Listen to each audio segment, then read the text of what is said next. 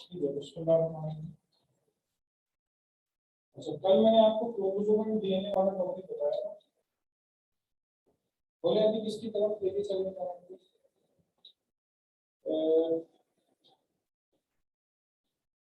Gaseous exchange जो है, disparity system आपको मैंने पढ़ाया था पहले से। टॉपिक बोले जो आपको लगता हो कि हाँ इसकी तरफ नहीं जाना चाहिए। मेरे पास तो बहुत सारी चीजें हैं जहाँ उस तरफ ले जाना।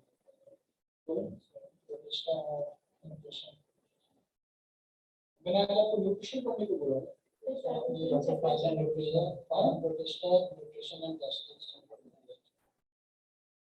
ठीक है। प्रोटिस्टम में बहुत ज्यादा सवाल शायद ना आए। मलेरिया पैरासाइट की लाइफ साइकिल में से बहुत कभी पूछा नहीं है। ठीक है, कि हाँ भाई कितना ज्यादा आया है कोई और चीज। वैसे आप जिस चीज को तरफ कहेंगे मैं उसी तरफ। अगर आपको न्यूट्रिशन कर दिया आप लोगों ने वैसे, हाँ प्रोटिस्टा भी कर लिया। ठीक है। अच्छा एक बात बताएं, ये आपको फ्लूएंट ट्रांसपोर्टेशन आता है? एसेंट और सेट और फ्लूएंट ट्रांसपोर्टेशन पढ़ा है या वो पढ़ा दिया? जो बोले वो आपको पढ़ा दिया। मुझे किसी टॉपिक में बोला, मुझे कोई ऐसी बात नहीं है कि मशहूर बात है। आप जिस टॉपिक को बोले, यूनिटी है, फ्लूएंट ट्रांसपोर्टेशन है, एसेंट और सेट है, good absorption of water and salt value है, कोई चीज कहीं आप बोल दें कि ये चीज करा है यूनिटी। ठीक है, चलो यूनिटी करा दें, यूनिटी करा दें, आती ही है। और ये उसके लिए हर टेस्ट में आती है। और जब से कोरोना आया तो यूनिटी जो है वो बहुत ज्यादा इम्पोर्टेंट हो गई है।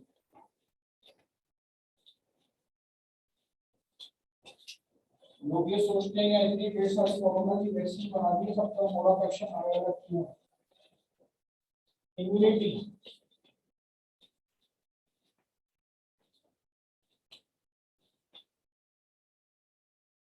व्हाइट ब्लड सेल्स की क्लासिफिकेशन सबसे पहले आप उसको देख लें। मैंने आपको व्हाइट ब्लड सेल की क्लासिफिकेशन मेरे ख्याल से बताई। ठीक है, इम्यूनिटी में आपके पास सबसे पहले आपको बताने जा रहा हूँ न्यूमरल इम्यूनिटी।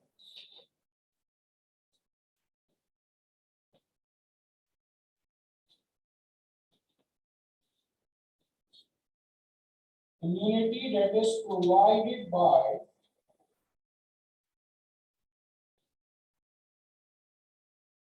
B lymphocytes। वो इम्यूनिटी जो बी लिम्फोसाइट्स प्रोवाइड करते हैं, ठीक है, वो कहलाती है आपके पास ह्यूमरल इम्यूनिटी। इनके काम करने का तरीका कार क्या है? देखें ये बी लिम्फोसाइट्स होते हैं,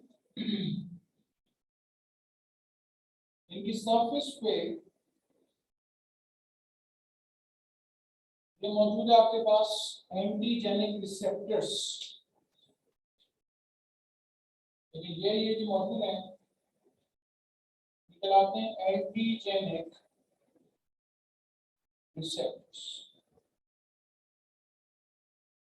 ये सारे के सारे आपको बी लिम्फोसाइट्स हैं।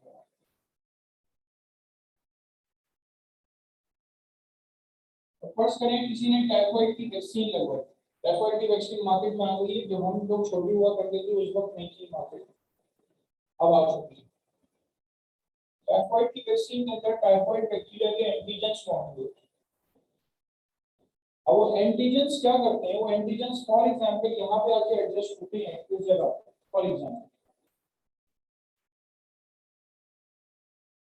फॉर इंस्टेंस वो यहाँ पे आके एडजस्ट होने के बाद भी क्या करेगा? इसको अंदर ले लेगा। ठीक है, इसको अंदर कर लेगा। जब ये इसको अंदर कर लेगा, अंदर करने के बाद, ठीक है, अंदर करने के बाद अब ये क्या करेगा? ये इसको प्रोसेस करेगा, इस एंटीजन प्रोसेस करेगा। प्रोसेस करने के बाद ये ये वाला जो बी लिम्फोसाइट है इस जैसे बहुत सारे बी लिम्फोसाइट्स में डिवाइड होते हैं। ये बहुत सारे बी लिम्फोसाइट्स में डिवाइड हो जाएगा, उन तमाम की सरफेस पे आपको क्या मिलेंगे, उसी जैसे आपको एंटीजेनिक रिसेप्टर्स मिलेंगे। ठीक है, उसी जैसे आपको एंटीजेनिक रिसेप्टर्स। ये क्या कहलाते हैं, ये कहलाते हैं प्लाज्मा सेल्स। अब ये प्लाज्मा सेल्स क्या करेंगे कि बहुत सारी एंटीबॉडीज बनाएंगे। ये एंटीबॉडीज,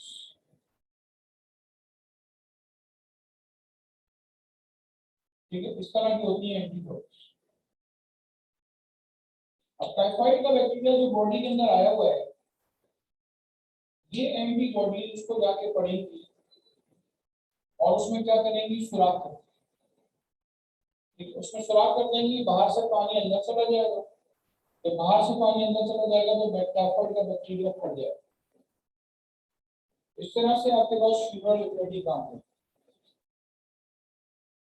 जब मैंने ब्रैकेट बनाया तो मैंने ज्यादातर सेल्स को प्लाज्मा सेल्स माना है, कुछ सेल्स जो है वो काम करते हैं किसके तौर पे, मेमोरी बी सेल्स के तौर पे। ये जो मेमोरी बी सेल्स है ये लिम्फ नोड्स के अंदर या बॉडी के अंदर जो है ये रिटेन रह जाएंगे। ठीक है, ये बॉडी के अंदर रिटेन रह जाएंगे लिम्फ नोड्स के अंदर। और इससे होगा क्या, जब ये लिम्फ नोड्स के अंदर रिटेन रह जाएंगे, नेक्स्ट टाइम जब भी टाइफाइड के बैक्टीरिया दोबारा से हमला करेंगे तो ये मेमोरी बी सेल्स क्या करेंगे, ये मेमोरी बी सेल्स जो है वो उस वक्त एंटीबॉडीज बनाएंगे। ठीक है, और बैक्टीरिया को मार, अगर दोबारा से इंफेक्शन हुआ तो उसको मार। आजकल जो वैक्सीन है उसको लगवाने के बाद कम से कम 10 साल 15 साल तक ये बंदा जो बीमारी हो जाता है उसको टाइफाइड नहीं होता, कभी नहीं वैक्सीन। पिछले दिनों टाइफाइड हमारे पास पाकिस्तान में बहुत कॉमन होती है। टाइफाइड की छोटी मोटी बीमारी नहीं है, टाइफाइड से इंसान के इंटेस्टाइनल परफोरेशन हो जाता है, तो जाना था और जान लीवर बीमारी और उसको ट्रीट करते हैं। चलो, दिस इज ह्यूमरल इम्यूनिटी, यानी कि आपके पास ये एंटीबॉडीज की प्रोडक्शन के जरिए काम करता है। उसके बाद ये दूसरी जो आपके पास इम्यूनिटी है वह सेल मीडिएटेड इम्यूनिटी। ठीक है, वह आपके पास cell mediated immunity. Cell mediated immunity, this is provided by T lymphocytes. ठीक है, this is provided by T lymphocytes. ठीक है, ये इम्यूनिटी कौन प्रोवाइड करता है, इम्यूनिटी जो है वो T lymphocytes जो है ये प्रोवाइड करता है।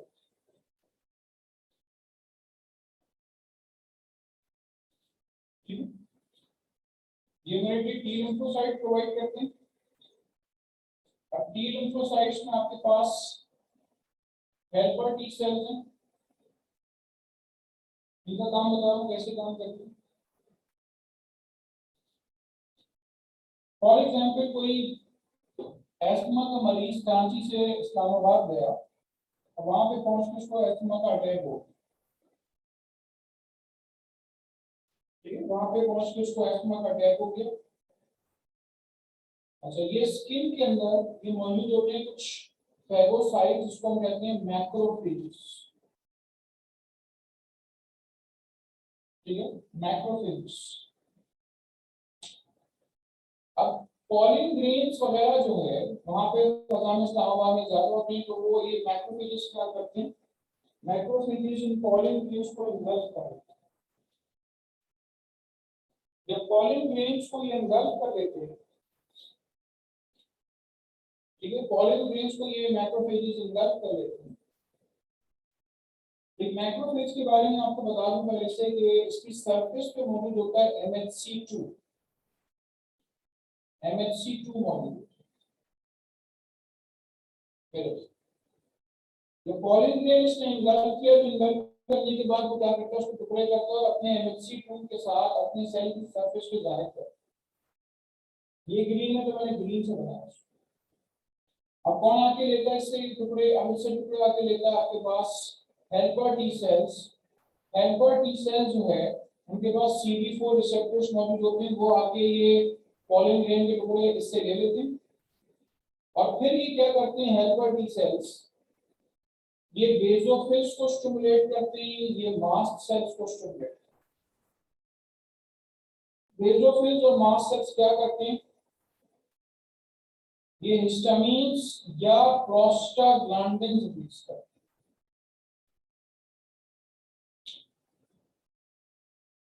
ठीक है, ये हिस्टामिन्स या प्रोस्टाग्लैंडिन्स जो है वो रिलीज करते हैं।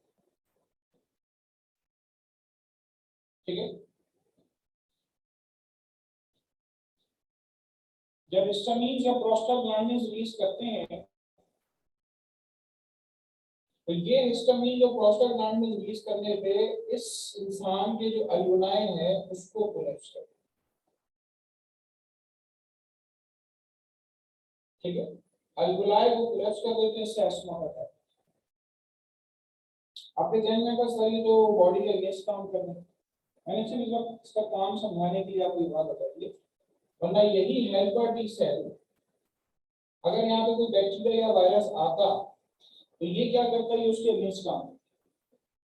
लेकिन मैंने आपको सिर्फ मैकेनिज्म के लिए कि ये हेल्पर टी सेल आके MHC2 से कंबाइन होता है और फिर उससे टुकड़े लेता है। बैक्टीरियोफेज इसीलिए कहलाता है APC सेल, यानी कि एंटीजन प्रेजेंटिंग सेल कहलाता है। ठीक है, this is called antigen presenting cell.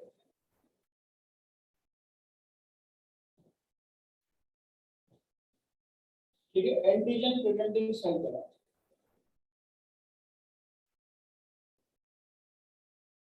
चलिए, ये हेल्पर टी सेल के काम करने का तरीका कार मैंने आपको बता दिया। दूसरा आपके पास सेल है cytotoxic T cells. Cytotoxic T cells कैसे काम करते हैं, ये काम करते हैं साइटोटॉक्सिसिटी के जरिए। ठीक है, ये काम करते हैं साइटोटॉक्सिसिटी के जरिए। साइटोटॉक्सिसिटी क्या होती है, साइटोटॉक्सिसिटी ये है कि देखें ये लिवर है, ये लिवर का एक सेल,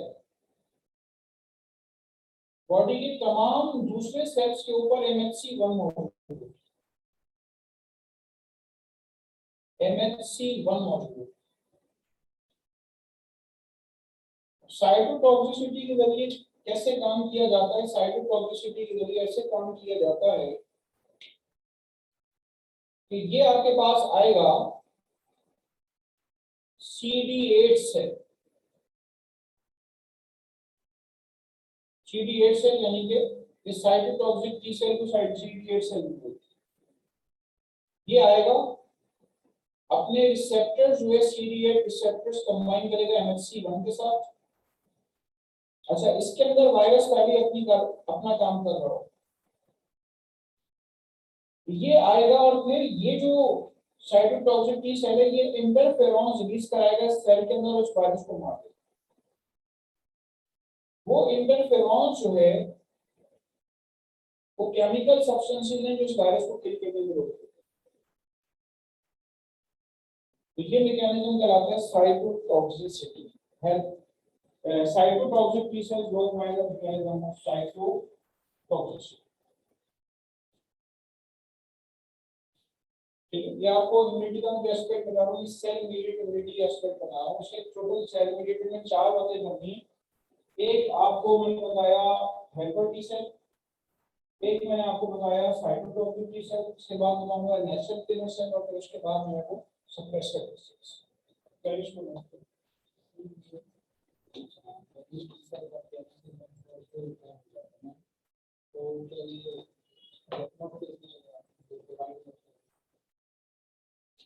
नहीं, गेट नॉट फेलियर जब हम कहेंगे, जब कहेंगे जब क्या कहते हैं कि वो आगे जाके चमड़ी लेवल में ये रेस्टिंग फेज में जाते हैं, ये रेस्टिंग फेज में जाते हैं और उसको रिटेन कर लेते हैं। और आपको तो हमारी बॉडी में जो लिम्फ नोड है उनका बड़ा काम है, आप तो करीब ही नहीं सोच सकते कि क्या काम है। डेली हमारी बॉडी में ऐसे व्हाइट ब्लड सेल बनते हैं जो हमारी अपनी बॉडी को मार देते हैं, लेकिन लिम्फ नोड से जब वो गुजरती है तो लिम्फ नोड ऐसे व्हाइट ब्लड सेल जो हमारी बॉडी के लिए खतरनाक है उसको रोक देते हैं। और अगर उनमें से कुछ व्हाइट ब्लड सेल सर्कुलेशन में आ जाए तो उसकी वजह से तो ऑटोइम्यूनिटी के डिसऑर्डर जनरेट होते हैं। इतने की ऑटोइम्यूनिटी के डिसऑर्डर्स हैं, ग्रेव्स डिजीज है, इसके अलावा आपके पास वो है एडिसन डिजीज है, डायबिटीज मेलिटस है, इंसुलिन डिपेंडेंट, और भी जितनी बीमारियां हैं वो सारी इसमें दर्ज होती हैं।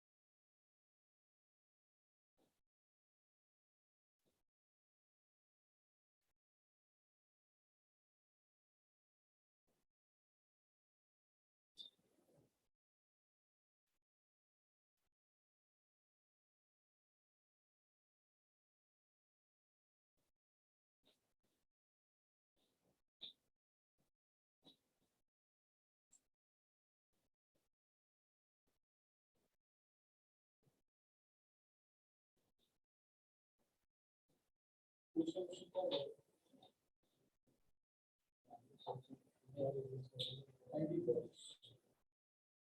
एंटीबॉडी समझ लें, गोलियां चल रही हैं, ठीक है, कोई सेल नहीं है, लेकिन अगर तुम जाके पढ़ेंगे ना तो वायरस और बैक्टीरिया के अंदर जो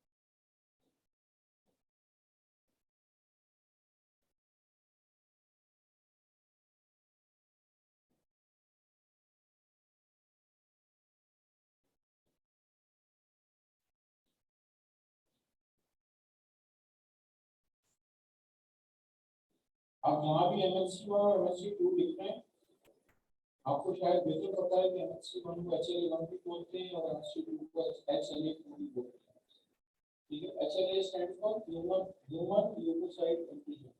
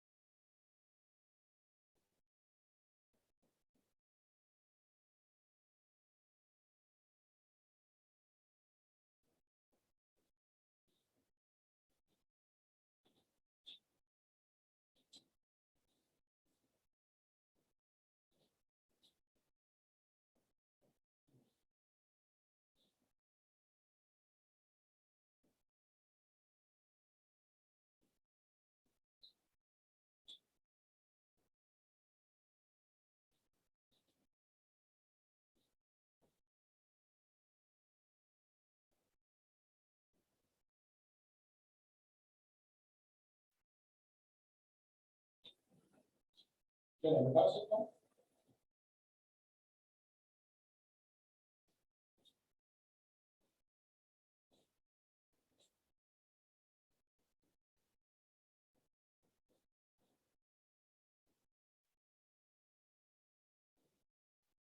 ठीक है, अब बताइए जरा नेशनल किलर सेल्स का क्या काम है?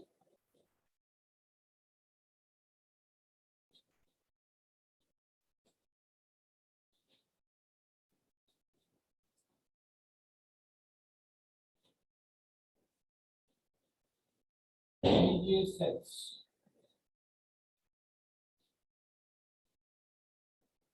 they kill virally infected home cells of the body। देखिए वहां मैंने आपको मिसाल दी लिवर की, फॉर एग्जांपल ये वायरस था हेपेटाइटिस बी वायरस। एक पॉसिबिलिटी तो ये है कि बॉडी जो है हेपेटाइटिस बी वायरस को मार दे, लेकिन केस के बॉडी की जो कंडीशन है, लिवर की जो कंडीशन है वो नॉन फंक्शनल है,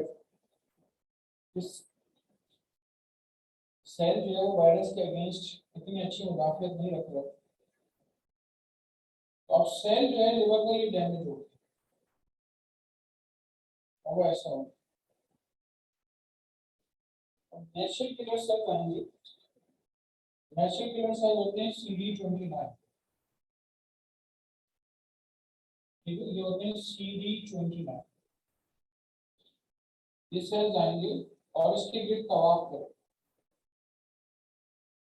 और तवाफ करके ढूंढेंगे क्या, इसकी सरफेस को ढूंढेंगे MHC1, ठीक है, इसकी सरफेस को ये ढूंढेंगे MHC1। जब इस सरफेस को ढूंढेंगे MHC1 और उनको MHC1 नहीं मिलेंगे, ठीक है, उनको MHC1 जो है वो नहीं मिलेंगे, तो क्या होगा कि ये इसकी जो है एपोटोसिस को प्रमोट करे, ठीक है, ये इस सेल की एपोटोसिस को प्रमोट करेंगे। इससे क्या होगा, इससे सेल की डेथ।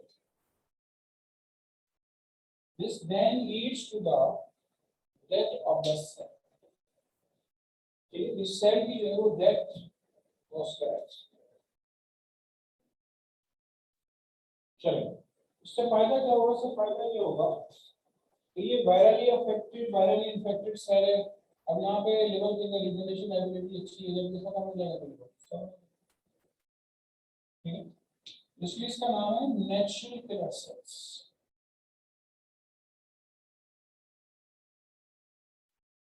इसके बाद ये सप्रेसर टी सेल्स क्या करते हैं, किसी को अगर कोई इन्फेक्शन हुआ, टाइफाइड का इन्फेक्शन हुआ या निमोनिया का इन्फेक्शन हुआ या कोई इन्फेक्शन और हुआ, ठीक है, या किसी को कोई और इन्फेक्शन हुआ, लेकिन कुछ दिनों के बाद वो इन्फेक्शन जो है वो सही हो,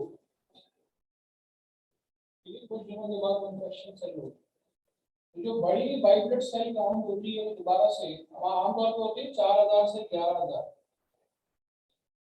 वाइट ब्लड सेल्स। किसी को टाइफाइड या अपेंडिसाइटिस या कुछ और होता है तो तकरीबन 20000 से ऊपर वैल्यू चली जाती है, ठीक है, वैल्यू 20000 से ऊपर चली जाती है। तो जो बड़ी वाइट सेल काउंट है दोबारा उसको नीचे लेकर आना, वो कैसे नीचे आएगी, ये suppress the elevated WBC count when the infection is over, ठीक है, जब इन्फेक्शन खत्म हो गया तो बड़ी वाइट सेल काउंट को दोबारा से नीचे लेकर आना, इसकी जिम्मेदारी है सप्रेसर टी सेल्स की जिम्मेदारी, ठीक है, सप्रेसर टी सेल्स। चलिए, this is all cell mediated immunity. Human immunity और सेल मेडिएटेड इम्यूनिटी कलेक्टिवली कहलाता है थर्ड लाइन ऑफ डिफेंस, ठीक है, इसको हम कहते हैं थर्ड लाइन ऑफ डिफेंस या adaptive immune system. Adaptive immunity, adaptive immune system, ठीक है, हम इसको ये नाम देते हैं।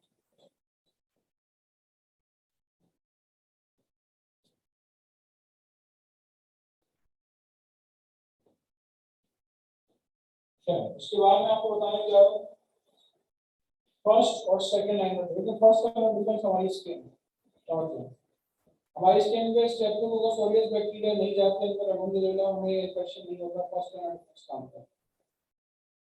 जो ड्रग एडिक्ट्स होते हैं वो क्या करते हैं, अपने इंजेक्शन लगाते हैं तो उनकी ये स्ट्रेप्टोकोकस ऑरियस अंदर चले जाते हैं।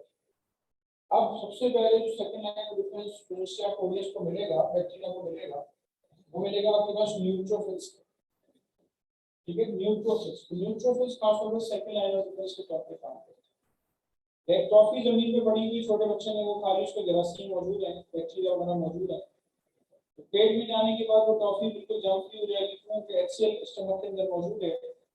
तो हाइड्रोक्लोरिक एसिड क्या करेगा, वो हाइड्रोक्लोरिक एसिड जो है,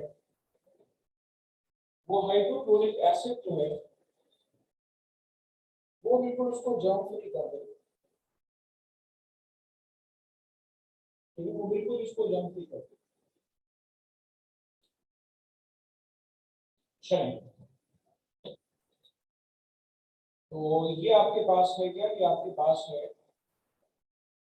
first line second line of defence. यहाँ पे मैं आपसे चंद बातें और करूंगा।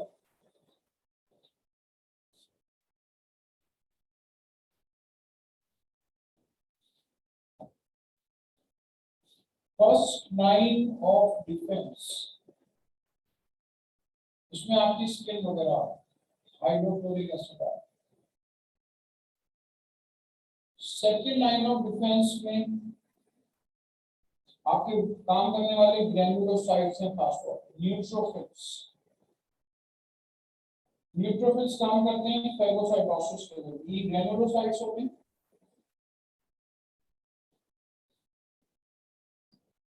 Work by phagocytosis. ठीक है, ये कैसे काम करते हैं? ये काम करते हैं फेगोसाइटोसिस के लिए। they work by phagocytosis.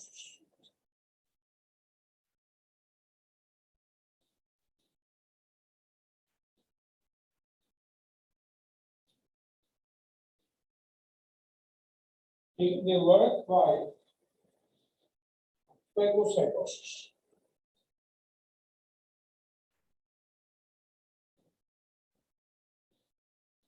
इसके अलावा आपके पास बेसोफिल्स हैं।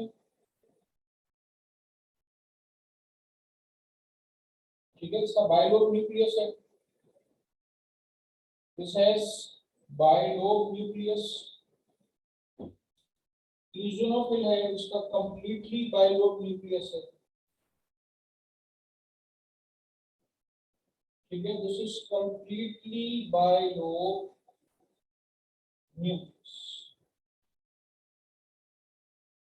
ओके, बाकी जो आपके पास न्यूक्लियस के हिसाब से बी लिम्फोसाइट और टी लिम्फोसाइट जो है, न्यूक्लियस काफी बड़ा होता है। ये बड़ा न्यूक्लियस,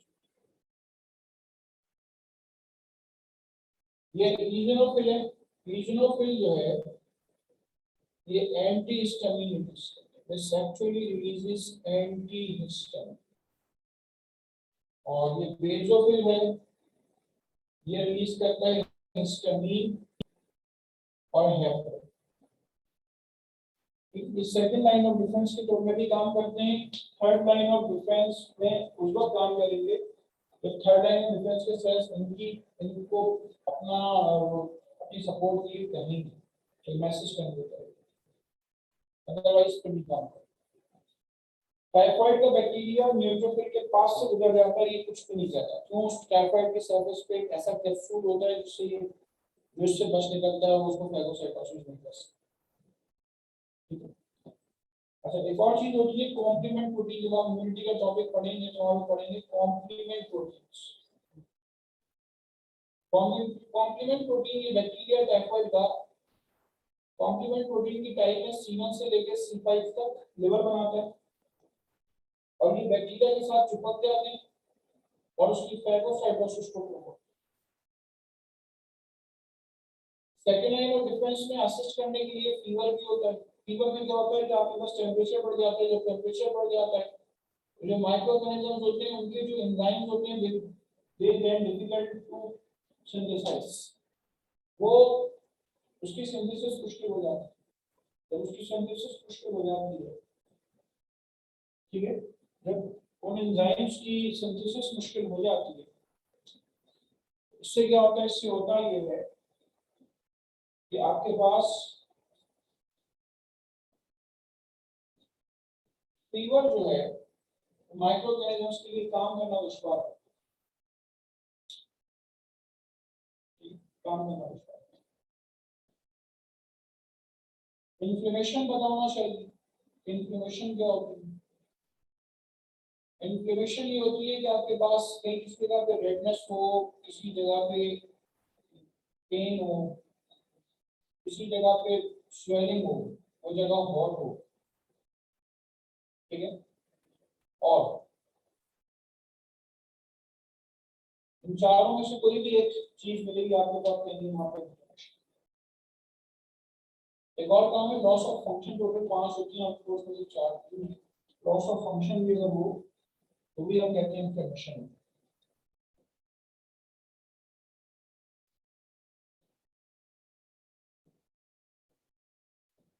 ओके,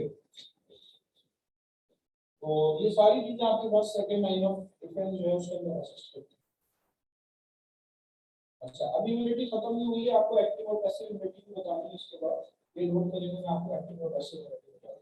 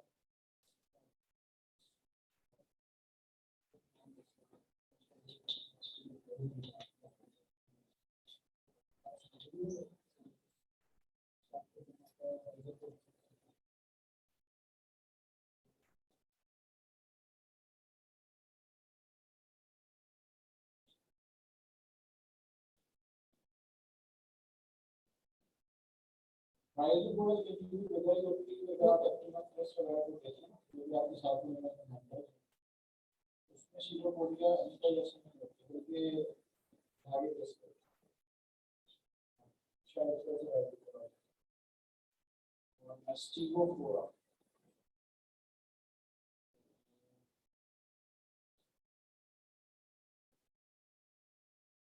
इसी किताब में मैंने देखा नहीं था मास्टर को पूरा और ग्रेजुएट है ये किताब में नाम दिया हो लेकिन देखा नहीं कि मास्टर को पूरा है लेकिन ढूंढने में मिलेगा गूगल पे आपको देखना होगा कि मिलेगा मास्टर का पता देखना होगा कि क्या तो मैंने कहा था कि मतलब देख पाए देखिए लगता है पर्सनली पूरा भी मिस हो ठीक है मास्टर का मतलब मैंने देखो था कि पौड़े में देख पाए तो फ्लैजिला जो है वो पौड़े की तरह काम करेगा तीसरा क्या होता है हाँ वो तो है सीधे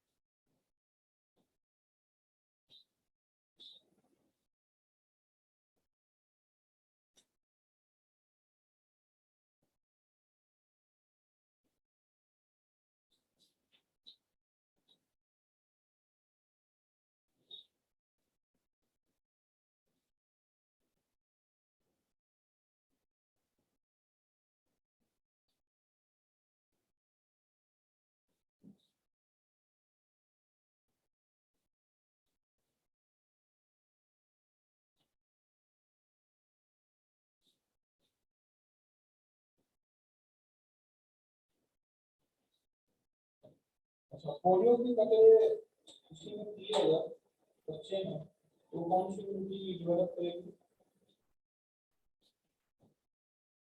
पोलियो की ड्रॉप उसी ने की हमारे घरों के बच्चे जो है वो पोलियो की मतलब नहीं पी रहे हैं दुनिया में दो मुल्क वाहिद रह गए हैं दो या तीन मुल्क नेपाल अफगानिस्तान और आपका पाकिस्तान यहाँ पे पोलियो अभी तक मौजूद चाइना ने पोलियो ऐसे खत्म किया कि उसने पूरी फौज अपनी जो उतारी घर घर में तो हर बच्चे उन्हें मतलब उन्हीं सेम डेज में पोलियो के कपड़े डाले पूरा चाइना पोलियो फ्री हो गया और हमारी फौज ये करेगा पूरी फौज उतारेगा रहते हैं कि पूरे शहर में और एक एक बच्चे को एक्सेस करके जो है वो 5 साल से कम उम्र के बच्चे को और सब पोलियो के खतरे दे आप देखने अगले महीने पोलियो रहेगा लेकिन हमारा सबसे बड़ा मसला ये है कि हमारे यहाँ के लोग हैं वो पैसे के पीछे बहुत भागते हैं तो पोलियो के लोगों को जॉब इतनी ज्यादा मिली नहीं है तो वो सब जॉबलेस हो जाएंगे अगर पोलियो खत्म हो गया पोलियो के जॉब्स नहीं मैं एडॉप्टिव वगैरह उसके लिहाज से नहीं कह रहा आप देखेंगे तो बी लिम्फोसाइट्स के जरिए इम्यूनिटी जनरेट होती है कुछ हम एक्टिव है क्या पैसे एक्टिव है ठीक है this is an active activity क्यों है क्योंकि देखिए हमारे बच्चे को किसी को पोलियो तो नहीं है पोलियो का मतलब कि उसको पोलियो तो नहीं हाँ ये है कि वो पोलियो एक्सक्रीट कर रहा है टिश्यूज में पोलियो वायरस एक्सक्रीट कर रहा है ठीक है और खास तौर पे जो छोटे बच्चे हैं उनके गट से उनके जीआईटी से ये पोलियो वायरस प्रोसेसर एक्सक्रीट हो रहा होता है तो ब्रेन में जाता है जब ब्रेन नाली में उनमें जाते हैं तो वो सैंपल सांस में जाते हैं तो वो पॉजिटिव आता है इसलिए ऐसा पता चलता है कि यहाँ पे पोलियो वायरस का यहाँ पे खतरा है तो पोलियो के जो ड्रॉप्स हैं वो एक्टिव इम्यूनिटी से होते हैं, इसमें जाते हैं एंटीबॉडीज में आते हैं। अभी और बात है कि एंटीबॉडीज की लॉन्ग लास्टिंग नहीं होती, इसलिए अगले महीने फिर पोलियो के लिए चालू होती है। हर वैक्सीन का मोड ऑफ एक्शन अलग होता है, ठीक है। बाद वैसी वैक्सीन में 10-10 साल तक प्रोटेक्शन दे देंगे, पूरी लाइफ लॉन्ग इम्यूनिटी दे देंगे, लेकिन बाद वैक्सीन ऐसी हैं जो आपको सिर्फ महीना भर आपको प्रोटेक्शन देगी, वैक्सीन टू वैक्सीन वेरिएशन। मैं इसको आपसे पूछ रहा हूँ, अच्छा किसी को अगर डॉग बाइट हुआ, ठीक है, और उसने रबीज डेवलप कर लिया, मैंने उनको इसको इंजेक्शन लगाया, मैंने वैक्सीन लगाई इसको, कौन सी active immunity passive immunity? Passive. मुझे इसको लेके रबीज हो गई, अब मैं जो दूंगा उसको वो दूंगा बनी बनाई एंटीबॉडीज दूंगा, जो बनी बनाई एंटीबॉडीज दूंगा उससे क्या होगा कि इसकी रबीज की होगी, ठीक है। इसी तरह अगर टेटनस का इंजेक्शन आप लगाते हैं, आपको चोट लगी, आपने टेटनस का इंजेक्शन लगाया, अभी टेटनस हुआ नहीं है, अभी बीमारी नहीं हुई है, उसको होती है एक्टिव इम्यूनिटी। और बीमारी हो गई है और अब सपोर्ट दे रहे हैं आप, वैक्सीनेशन दे रही है, तो वो पैसिव इम्यूनिटी कर रहा है, ठीक है। अब किसी को जाना टेटनस हो गया, तो टेटनस होने पे सब उसको क्या करेंगे, बनी बनाई एंटीबॉडीज के इंजेक्शन लगाएंगे, ठीक है। बनी बनाई एंटीबॉडीज जो है उसके इंजेक्शन लगाएंगे, इस तरह से उसको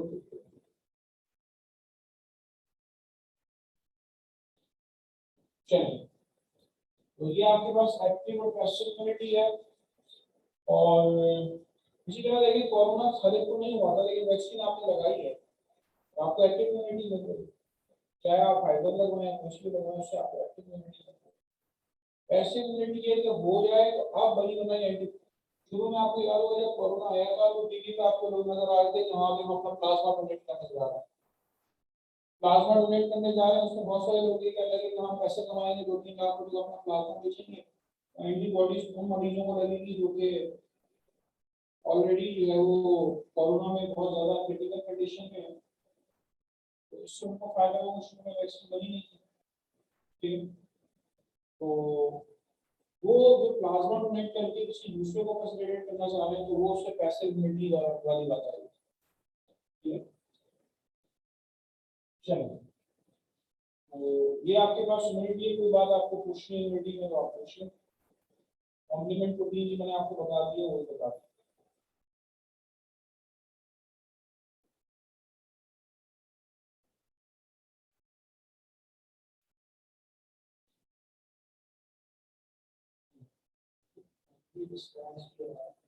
Primary response is type of immune response on first exposure of antigen.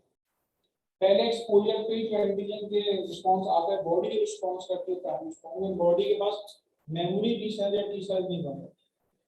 Secondary immune response जो है वो ज्यादा कोई होता है क्योंकि मेमोरी बी और टी सेल्स होती है, दूसरी बार अगर वो एंटीजन आता है,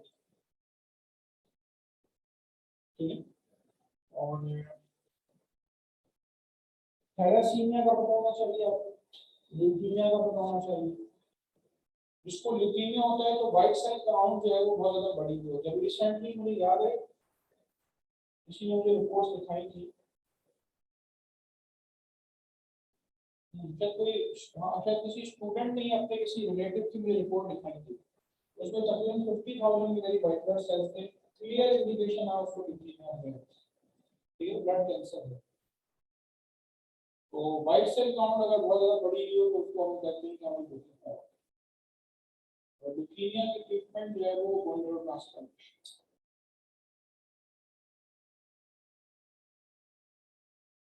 थैलेसीमिया में क्या होता है, थैलेसीमिया में अल्फा बीटा कोई एक चेंज है वो उसकी डिफेक्टिव सेंसिटिविटी होती है, इसकी वजह से रेड ब्लड सेल्स इफेक्टिवली आपके पास ऑक्सीजन कैरी करके नहीं लेके जा रही, ठीक है। तो इसकी वजह से इफेक्टिव हीमोग्लोबिन की वजह से आपके पास प्रॉपर ऑक्सीजन कैरी करती है, तो वहां पे हम कहते हैं कि वहां पे थैलेसीमिया है।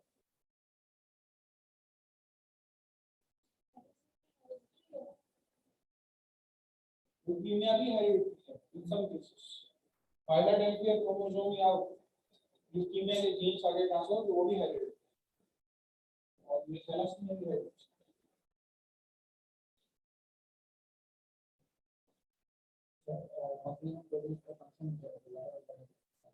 देखिए कॉम्प्लीमेंट प्रोटीन्स मैंने आपको अभी एंटीबॉडी बनाई, ये बैक्टीरिया एंटीबॉडी दो तरह से काम करती है, एक तो सुराख कर देती है, इससे बाहर का पानी अंदर जाता है, ये फट जाता है। एंटीबॉडीज भी एक काम करती है कि वो बैक्टीरिया के साथ चिपक जाए और इसकी फैगोसाइटोसिस को प्रमोट करती है, यानी कि ये व्हाइट ब्लड सेल आएगा, पहले इसको नहीं खा सकता था लेकिन अब खा गया। अब कॉम्प्लीमेंट प्रोटीन्स के बारे में सुनेंगे। कॉम्प्लीमेंट प्रोटीन की जो बैक्टीरिया की चिपक जाती है, ये फैगोसाइट आएगा और इसको बासानी इंगल्फ करेगा। इसके ऊपर जो कैप्सूल था इसकी वजह से वो फिसल जाता है, लेकिन अब इन एंटीबॉडीज की वजह से वो उसको आसानी से इंगल्फ कर।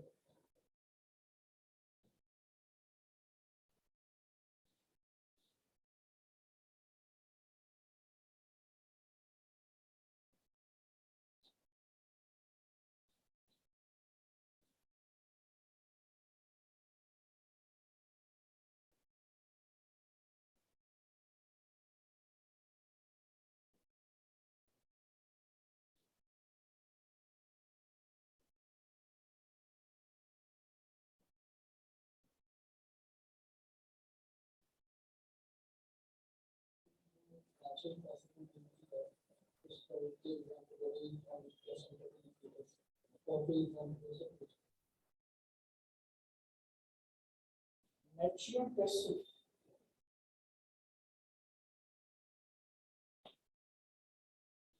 देखिए, एक तो ये है कि जब बेबी बॉर्न हो जाता है तो आप देखेंगे कि उसको मीजल्स की पहली डोज लगती है तब बच्चे को 9 महीने का। तो शुरू में जो 9 महीने उसको मीजल्स नहीं होते क्योंकि मदर की जो एंटीबॉडी से उसको प्रोटेक्शन दे रही है। अगेन ये भी पैसिव है, ठीक है, अगेन ये भी पैसिव ही है।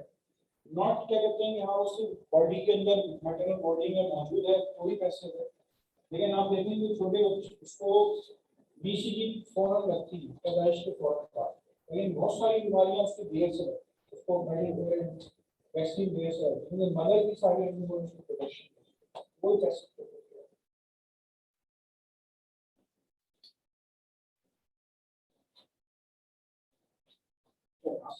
क्लास 20 है ना, आप कल क्या प्रिपेयर करके आएंगे? आज तो आपने 3 टॉपिक प्रिपेयर करके आएंगे, तो कल आप क्या प्रिपेयर करके आएंगे?